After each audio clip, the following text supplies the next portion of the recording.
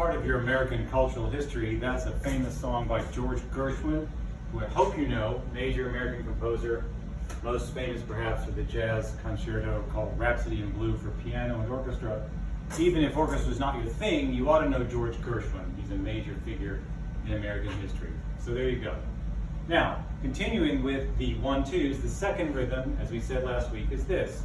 Advance, 1-2. You do the 1 and the 2 in the lunge. Advance beat, 1-2. Or simply advance without the beat. Advance, 1-2. From the side. Advance, 1-2. Advance, 1-2. So this is a different rhythm, and if you can, again, alternate these rhythms, it can be very useful. So watch me 2 or 3 times here. Advance, 1-2, and hit. Advance, 1-2, and hit. Advance, 1-2 in the lunge, and hit. Compare that to what we did a minute ago. Advance, 1, 2. This is advance, 1, 2. So it's a different tempo. Face your target. You're going to advance, 1, 2, and the 1, 2 is in the lunge. Your extension with the 1 starts as your foot leaves the ground. Ready? Go. Advance, 1, 2. Recover and retreat. Advance, 1, 2. Recover and retreat. Advance, 1, 2. Recover and retreat.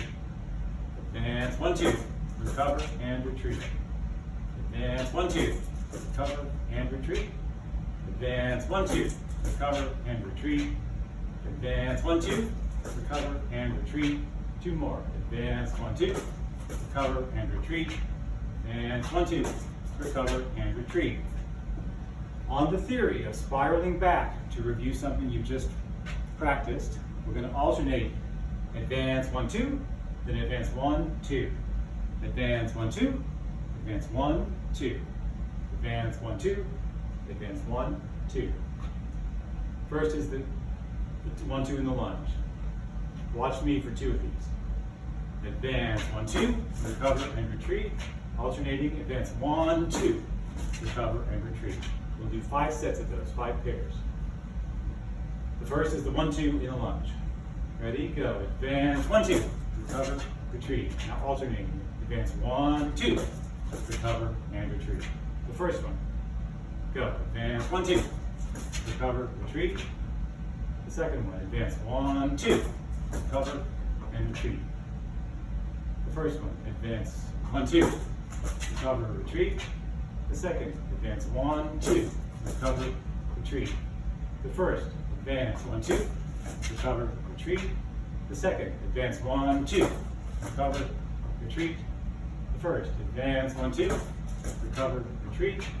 The second. Advance 1, 2, recover, retreat.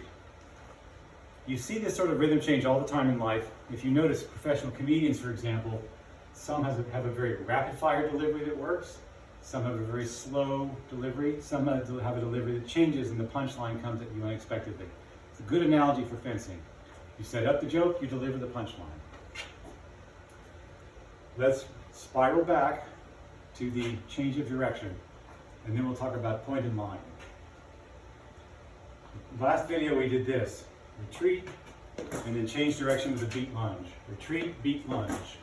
It was a full retreat in that case, and then a beat lunge to surprise your opponent, making sure you beat in order to gain right of way. A set of 5. Full retreat, go. Retreat, change direction, beat lunge. Retreat, change direction, beat lunge. Retreat, beat lunge. Retreat, beat lunge. Retreat, beat lunge. Rest for a moment. Remember, when you retreat, your rear leg is the spring that propels you forward when you change the direction. Your rear leg is the spring that propels you forward. Another set of 5. Go. Retreat, propel yourself forward with a beat lunge. I'm going to say retreat, propel. Face your target. Go. Retreat, propel. Retreat, beat, propel. Retreat, beat, propel. Retreat, beat, propel. And one more. Retreat, beat, propel. Good. Relax. The other thing we did in the previous video was a false retreat or a fake retreat or a half retreat, where your body position does not actually change, merely your rear foot moves back, sending a signal to your opponent that you're retreating when you're really not. They read that, they come closer, and you can take the blade and hit them, in theory. So we'll do 5 false retreats. It looks like this: parry and lunge. Sorry, beat and lunge. False retreat, beat, lunge. Remember, it's not a false retreat with a parry, it's a false retreat, then a beat lunge. On guard, face your opponent. Go. False, beat, lunge, recover. Go. False, beat, lunge, recover. Adjust your distance as you need to. Go. False, beat, lunge, recover. Go. False, beat, lunge, recover. Go. False, beat, lunge, recover. We'll do 2 more. Go. False, beat, lunge, recover. And once more. False, beat, lunge, recover. All right, let's move away from that for just a moment and let's talk about point and line. Point and line is a very, very low percentage tactic. It's mostly used now to sort of bother the opponent and make them have to do something in response to what's essentially taunting them. And there's something very human about someone doing this in your face. You just can't seem to resist it. Almost never when I do this do I have an opponent who just looks at me and shrugs and does nothing. He doesn't have to do anything, but there's something about this in your face that hits us right here and we go, I'm going to get you. So an extension of the arm or a pointed line has to look like this. It has to be a straight line from shoulder to tip, though it can be lowered just slightly, provided it looks like this. You are now no longer allowed to have these, even though these are straight arm attacks and they are in different lines. Used to be that was the case. The only way you can get a valid pointed line is to establish it, and you must establish it before the other person starts moving towards you. So, if you're on guard and the referee says fence and your opponent does not move and you do this, and there's a clear tempo, a clear time, a clear moment where you've established this before anything else, then this has the right of way. This is not an attack, it is a condition. It sets up a condition for something to happen. So if the referee says fence and I do this and there's no movement, then theoretically, no matter what we do, as long as I do not break my arm in any way, and as long as my opponent does not take my blade, I have the right of way. He is not allowed to lunge onto an extended arm. Attacking against a pointed line does not give you the right of way. The point of line establishes this condition. If my opponent lunges at me and does nothing against my blade, and I've established this well ahead of time, I have the point, the touch. It's extremely difficult to do that. The other aspect is, of course, I can establish a point in line. If you try to take my blade and I deceive you, that's called a dérobement. If I do this, I extended my arm, the opponent tries to take the blade and I deceive his attempt to take and he continues, and my arm is still unbroken, I maintain the point in line. I'll say that one more time. I don't want to talk forever on this, but just so you know. On guard, fence, I've established this. There's no movement on his part. Then he starts to move. I can do this. He lunges straight without taking my blade. I have the pointed line. He is wrong. I am right. I score the point. If I establish this clearly again, and he attempts to take my blade, say with a beat, and I deceive him with a dérobement, and he lunges and I maintain my line, I still have the pointed line.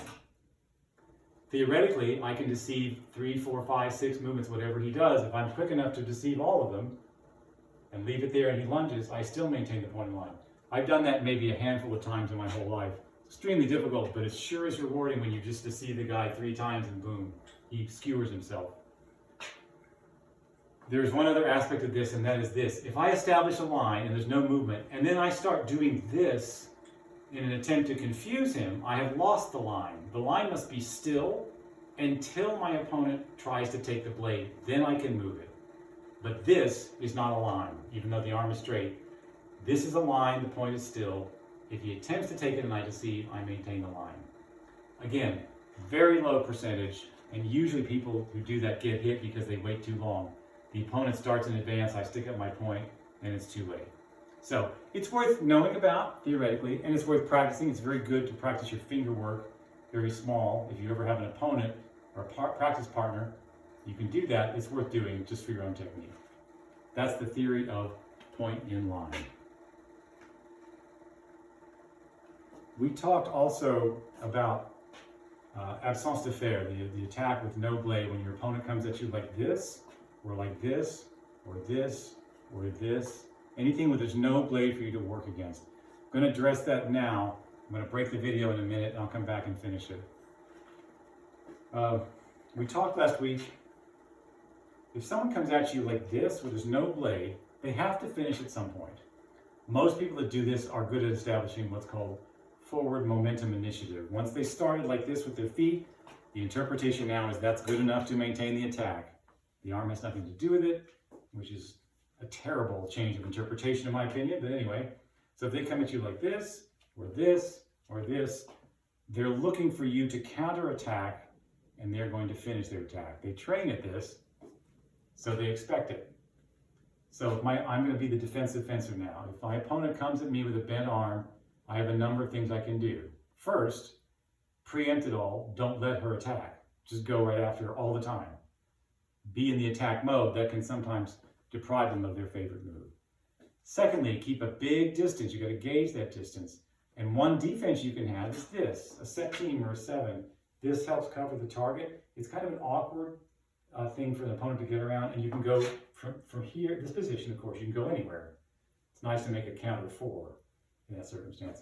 But you leave it here, you're still on defense, and you've got to time it so you can read their parry, catch it, and repost. Pretty hard against the people that are good at this. The other thing you can do is much subtler and much more difficult. It's a contretemps, counter time. That is where you play their game for just a moment and then change the game. So they come at you with a bent arm, you throw out a counterattack, they think you're going to do that, they know they're right and they're going to continue, but you are deceptive. You throw out a counterattack, but your real intention is to parry. So it's a fake counterattack, and they assume it's real on theory, and they continue their attack, and that's when you get them. Again, subtle, tricky, but is it one of the effective defenses when it works. They come at you, you throw out the counterattack, they're continuing laughing inside their mask, and you suddenly take a parry and a repost. I will continue that in the next video.